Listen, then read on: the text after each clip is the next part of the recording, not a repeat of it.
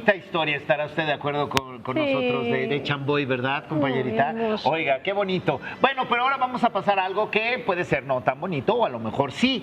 Mire, ¿ha oído usted hablar del TDAH, o sea, el trastorno por déficit de atención con hiperactividad? Imagínese usted nada más con el nombrecito. Bueno, porque hay gente que ha sido pues se le ha detectado este padecimiento, trastorno, como le quieran llamar.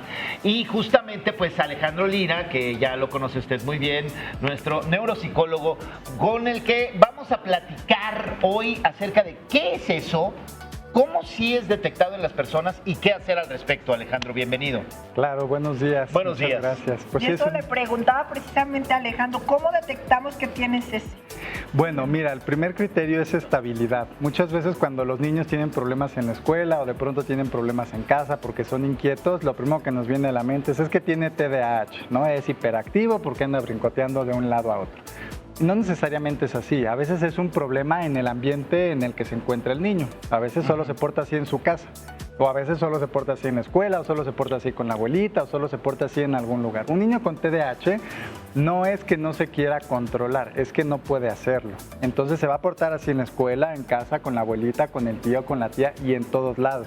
A lo mejor en algún lugar se porta menos, peor, pero va a ser seguramente porque la persona o las personas en este lugar han aprendido a tratar con esta situación y entonces pues adecúan ciertas situaciones para estas dificultades, pero pueden referir que el niño las tiene. Alejandro, creo que uno de los problemas más comunes hoy en día es de estos trastornos es la digamos, cuando te dicen, no, es que tienes esto, toda la gente dice, no, es que yo tengo este trastorno. ¿Cuáles son las formas clínicas adecuadas para definir que sí realmente tienes este trastorno en tu vida? Porque ya todo el mundo lo dice así como si nada. Claro, es un trastorno que necesita diagnóstico.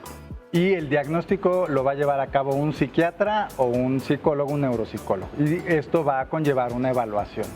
El que la maestra te diga es que su hijo tiene TDA no implica que lo tenga. A lo mejor sí hay alguna situación que se tiene que atender, pero no necesariamente tiene que ser TDA. El tema con el TDA es que también se puede confundir con otras condiciones, incluso depresión o ansiedad, a veces falta de límites o este tipo de condiciones que pueden suceder en casa. Incluso el autismo. Pero por ejemplo, el autismo también puede ir acompañado de TDA, es decir, un niño autista también puede tener TDAH. Wow. ¿Y cómo es el diagnóstico? O sea, ¿qué evaluaciones se hacen? En el caso de la neuropsicología, que es desde lo que yo hago, se van a aplicar una serie de pruebas neuropsicológicas que nos van a ayudar a ver si este niño tiene el perfil cognitivo que se puede relacionar al TDAH. Es decir, vamos a buscar ciertos problemas en sus procesos mentales que se asocian al trastorno.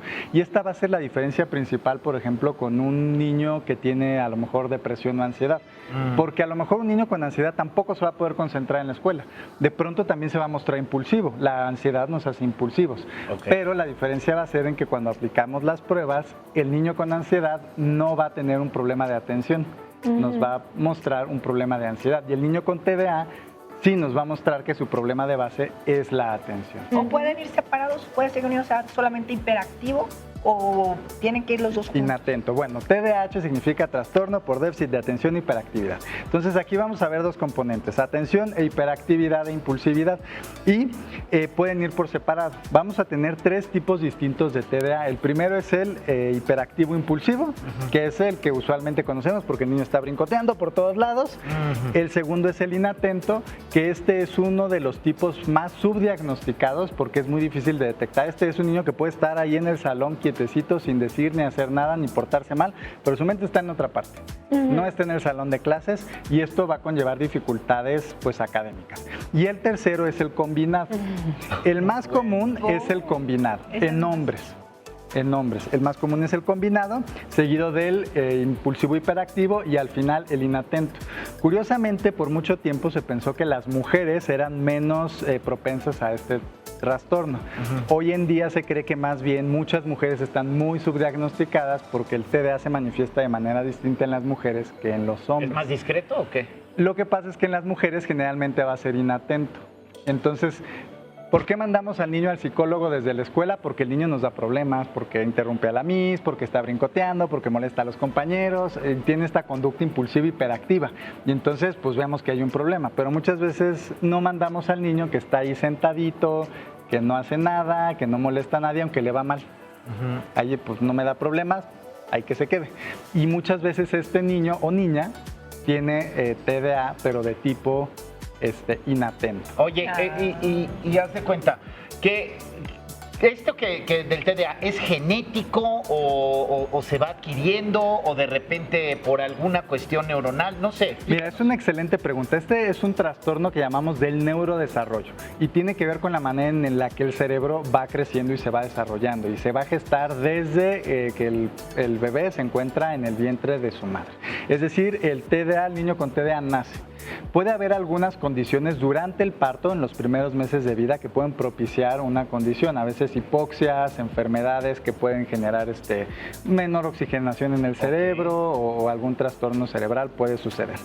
Pero siempre va a ser un trastorno que se va a iniciar en la infancia. Y esto es algo un poco como con truco, porque a veces decimos, ¿sabes que no puede tener TDA porque no empezó a tener dificultades hasta que llegó a la secundaria? Pero no es que no tuviera TDA, es que el niño, pues a lo mejor era muy inteligente y fue compensando esos problemas que tenía a lo largo de toda su infancia, y cuando llegó a la secundaria ya no tuvo esta capacidad de seguir compensando porque la demanda era demasiado alta y entonces empieza a tener dificultades en todas las áreas. Pero cuando indagamos nos damos cuenta que siempre tuvo problemas de atención, que siempre le costó trabajo a lo mejor hacer la tarea, hacen mucho esto que llamamos procrastinación, que generalmente como adultos lo confundimos con flojera. Decimos, ¿sabes qué? Es un flojo, no quiere hacer la tarea, por más que le digo, no la hace. A eso se le llama procrastinación, que es que el niño sabe que tiene que hacer la tarea, se sienta a hacer la tarea y ve el cuaderno y se puede quedar media hora. No sabe cómo empezar. ¿Y el celular? De pronto busca alternativas, agarra el celular o se distrae con la pluma. La tele le prende. Exactamente, o prende la tele. Está procrastinando porque de pronto también le genera ansiedad hacer estas actividades porque le cuestan trabajo y eso lo lleva a buscar distractores para evadir esta actividad. Oye, Alejandro, hoy ya está muy visibilizado estos trastornos para darle tratamiento a los más chiquitos, pero ¿qué pasa con los adultos de hoy que no fueron diagnosticados cuando eran niños?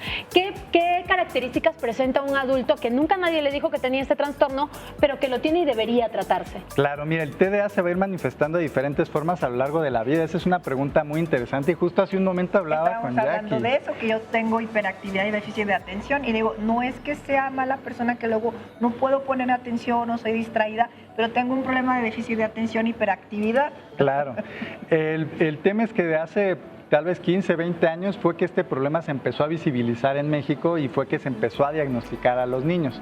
Los que venimos de generaciones anteriores, pocas veces fuimos diagnosticados porque ni los maestros sabían, muchas veces ni los mismos doctores, ni nuestros papás, no había programas donde se hablara de esto. Entonces éramos el niño inquieto, el niño flojo, el niño latoso, que estaba en casa. Entonces nosotros precisamente fuimos los que nos convertimos en adolescentes y luego en adultos. Generalmente en la adolescencia el TDA va a ir cambiando un poco su forma, ya no va a haber tanto esta hiperactividad e impulsividad y se va a transformar un poco más hacia la falta de regulación de impulsos y de emociones. Entonces vamos a tener a un adolescente que a lo mejor es muy rebelde, que de pronto pasa del enojo a la alegría así, o pasa a la emoción, no puede regular como sus emociones. Y en la adultez también va a cambiar esta impulsividad, esta hiperactividad externa que había en la infancia, pues prácticamente va a desaparecer. Pero vamos a tener un adulto a lo mejor muy inatento, con el que no podemos de pronto tener una conversación, estamos platicando con él. Jackie, no vas a hablar, ¿eh? ¿Qué me estabas diciendo? Claro. Y muchas veces nos lo podemos tomar personal. Es que tú nunca me pones atención, porque si te estoy... Pero no es personal. En las relaciones de pareja, por ejemplo, creo que eso puede ser un problema grave. De hecho, es un problema que usualmente a estas personas les cuesta mucho trabajo establecer relaciones de pareja de largo plazo. Generalmente esta falla en la regulación de sus impulsos y en la regulación de sus sus emociones y estas fallas atencionales al ponerle atención en la conversación a su pareja generan deterioro en la relación y pues se termina rompiendo la relación. Entonces, ¿por qué hablaste Qué tanto de importante, niños? sí, no, qué importante lo que nos dices de verdad, Alejandro, y yo creo que nos vamos a quedar con él. Si usted tiene alguna duda, de repente dice, ay, a mí me pasa algo así, a mi niño le pasa algo así, escríbanos al WhatsApp, ya saben, nuestro número 55 21 13 15 49. Nos vamos a una pausa y volvemos contigo, Alejandro, ¿qué te parece? claro, por Maravilloso, supuesto. ya regresamos. Estamos y precisamente que yo tengo ese problema de hiperactividad y déficit de atención y ha sido muy complicado porque desde niña antes no se diagnosticaba esto, es algo nuevo, pero ahora usted tiene la oportunidad de ayudar a sus hijos y ya tenemos precisamente todas las preguntas, dudas que por lo que vemos sí es un problema pues bastante común. Así que, ¿qué te parece si nos arrancamos con la primera pregunta? Por supuesto. Nos arrancamos entonces, ándale, Ya niña. arranca, ¿no? Y vámonos, entonces, con pero mira, varias. ¿cómo antes de la primera pregunta que están llegando ya de redes, yo quisiera saber, como papá, y tengo un hijo chiquito de 4 o 5 años, en específico, rapidísimo así, 3 cosas que yo debería detectar para decir si lo voy a llevar a analizar si tiene TDAH. Ok, bueno, el diagnóstico en teoría se tiene que alcanzar hasta los 6 años, cuando los niños están en edad escolar en primero de primaria. Cuando son más chiquitos, desde los 4 o 5 años tal vez ya podemos ver algunos indicadores. ¿Qué puedes empezar a ver? Cuando el niño no se queda sin energía, que tiene muchísima actividad y le cuesta trabajo regular sus impulsos, es ¿Y decir, dormir? a veces también, de hecho es usual que van a tener problemas de insomnio, problemas para dormir. Por lo mismo que tienen mucha energía, si no usaron suficiente energía durante el día, en la noche puede que tengan dificultades para dormir. Entonces, primero es este comportamiento como si tuvieran un motor, que estuvieran todo el tiempo en marcha y que les cuesta trabajo como estar tranquilos, ¿no? Pero eso solo habla de los hiperactivos impulsivos. Cuando hablamos de la inatención, vamos a ver un niño, por ejemplo, que yo le puedo estar hablando y a lo mejor me está viendo hacia los ojos como tú. Le digo, ¿qué te dije? De mí no vas a hablar, ¿eh? Oye, sí.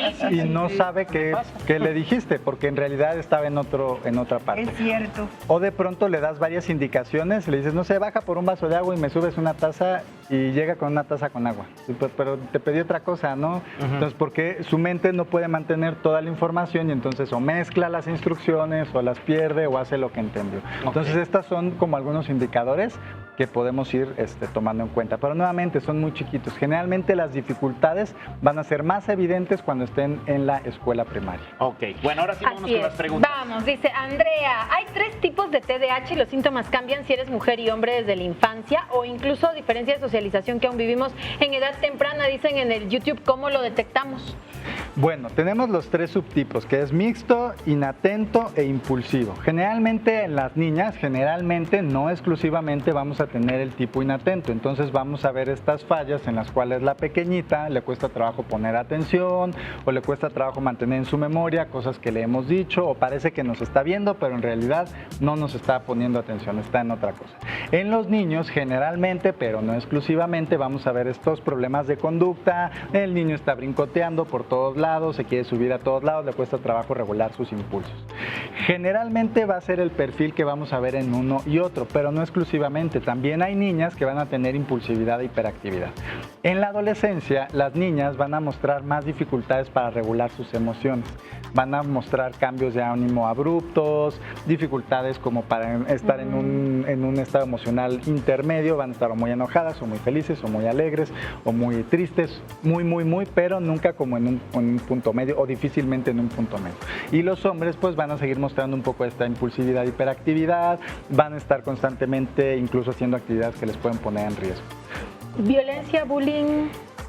Usualmente se cree que el niño con TDAH es el que hace bullying y no es así. Usualmente lo que sucede es al revés. El niño con TDAH es el que es víctima de bullying. Bulleado. Así es, porque pues tiene estas fallas de atención y otras de las fallas que van a presentar tanto hombres y mujeres es en algo que llamamos cognición social, que es esta capacidad de detectar señales emocionales en las demás personas. Entonces, él está siendo o ella está siendo molestado y cree que los demás están jugando con él, cree que es una manera de relacionarse, porque no puede detectar que los demás lo están agrediendo. Wow. ¿Vale? Bueno, aquí tenemos otra pregunta. Cecilia de Oaxaca Saludos a Oaxaca, Cecilia.